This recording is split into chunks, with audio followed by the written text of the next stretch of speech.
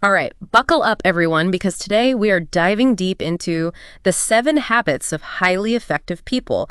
We're tackling this one because, well, who actually has time to read a 1,200-page book these days? That's a whole lot of pages. Right. But, our listeners are a resourceful bunch, found some interesting excerpts online and figured, hey, why not get the Cliff's Notes version of Covey's wisdom? Love it. Talk about instant gratification in the digital age. Speaking of instant gratification, get this, the website you found, it's straight up offering a PDF download of the entire book. Like, download the 7 Habits, blah, blah, blah, PDF by Stephen R. Covey. No beating around the bush there. Wow, that's bold. Makes you think, can you really bottle up something as profound as personal transformation and just hit download? That's the question, isn't it? Can you shortcut your way to effectiveness? Right. And here's another layer for us, the website itself. It's maybe that kinda sort of tiptoeing around copyright law. So right off the bat, we've got this interesting tension between the message being effective and the method of getting that message, Definitely makes you think about Covey's whole emphasis on things like integrity, win-win solutions. Would he approve of this approach? And that's what I love about these deep dives. It's not just about summarizing, it's about thinking critically. Absolutely. So we've got these excerpts, which, by the way, is how a lot of us consume information these days, right? Snippets, headlines. That's true. Bite-sized pieces. Exactly. But Covey's work, it's about depth. Paradigm shifts, really changing how you approach life. It's not a quick fix philosophy. Not at all. Which is where things get really interesting. Because, let's be honest, most of us, we are looking for that quick fix. So as we go through these excerpts, let's keep that in mind. Can you actually achieve this deep, meaningful effectiveness through a quick download? Let's see what these excerpts tell us, not just about the 7 habits, but about our own relationship with knowledge and self-improvement in this digital world. Exactly. Okay, so you've had a chance to look over those excerpts. What jumped out at you? What was that one nugget that just screamed, classic Covey? You can see his core message in even these small snippets, and it all starts with a word you don't hear every day: interdependence. Interdependence. It's not exactly the sexiest word in the self-help world. I know, right? But that's what's fascinating. Like right from the acknowledgments, he's already challenging the idea of individual achievement as this ultimate goal. He's saying we're all connected. And to be truly effective, you got to master those connections. He's talking about relationships, collaboration, seeing the bigger picture. Exactly. And in a world where it's all about me, myself, and I, personal branding, that focus on interdependence, it feels radical, even revolutionary. I love it. Okay, so interdependence is key. What else stood out to you from these excerpts? Give us the expert insight. Well, you mentioned the Books of Bees, 1,200 pages. Even back in 1989, that's commitment.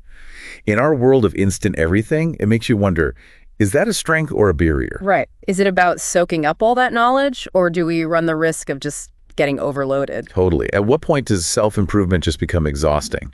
For real. But there's this one line in the acknowledgments that got me thinking. Covey says something like, those who are sincerely and deeply immersed really develop a conviction.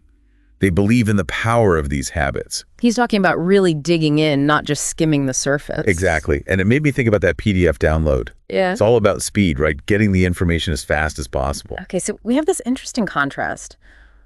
The book that wants you to get cozy and settle in, and a website that's like, here's the information, go. 2 different languages. Totally. And it's that tension, that disconnect, that I think we need to explore as we dig into these habits, because it speaks to how we approach growth and learning today. It's like you're trying to microwave a gourmet meal. Ooh, I like that. You might get the basic idea, but are you really tasting all those flavors, the nuance? And with Covey, the nuance is everything. He's not just giving you a to-do list, right?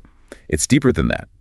It's about understanding the why behind the what. He wants you to go on a journey. Which, let's be real, clicking download is a lot easier than like deep self-reflection, examining those paradigms. And yet, that's where the magic happens. Covey would say those shifts, those fundamental changes in how we see ourselves in the world, that's the key to true effectiveness. Okay, so no hacking your way to success. No shortcuts. It's about real, lasting transformation. So looking at these excerpts then, what hints do we get about those big paradigm shifts he's talking about?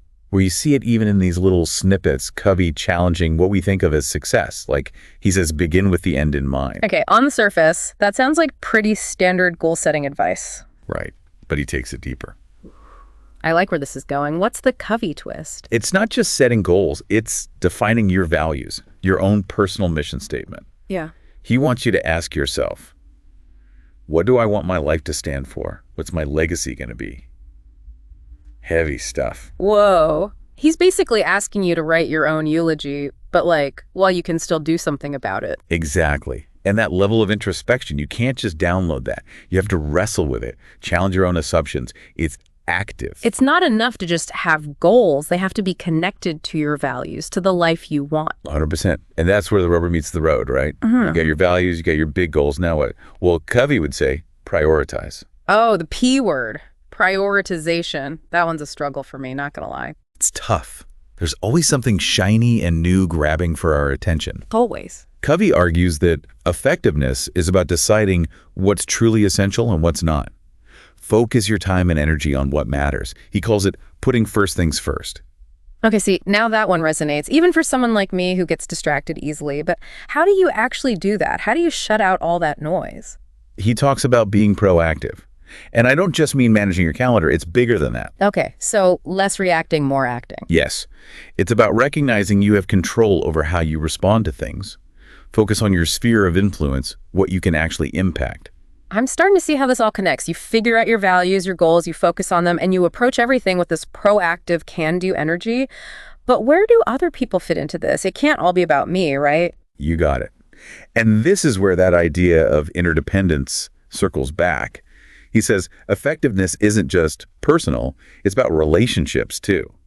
Mastering them. So I can be the most proactive, goal-crushing person out there, but if I can't work with others... Exactly. It's more than just being a team player. It's understanding that to reach your goals, you often need to collaborate, find solutions that work for everyone.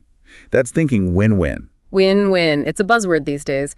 But what's it mean in this context? It's understanding that most situations aren't about someone winning and someone losing.